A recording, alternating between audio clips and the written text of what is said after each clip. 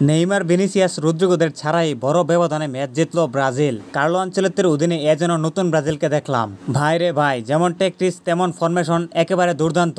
এই বইরা লোকটা আইসা ভাঙ্গাচোরা দলটাকে আস্তে আস্তে পুরনো ছন্দে ফিরিয়ে আনতেছে, তাকে একটা ধন্যবাদ দেওয়া যায়। আজকে চিলির বিপক্ষে কার্লো আনচেলত্তির অধীনে 3-0 গোলে জয় পায় ব্রাজিল। ম্যাচের প্রথম গোলটি করেন এস্তাবিও উইলিয়ান। এটি ছিল ব্রাজিলের হয়ে তার অভিষেক গোল। এই তরুণ স্ট্রাইকারের গোলটি দুর্দান্ত ছিল। গোলটি ছিল বাইসাইকেল গোল, একেবারে নজর কেড়ে নেওয়ার মতো। বর্তমানে তার মাঝে ব্রাজিলিয়ান ভক্তরা নেইমারের প্রতিভার ছোঁয়া দেখতে পায়। এখন আসি লুকাস পাকুয়েতাকে নিয়ে।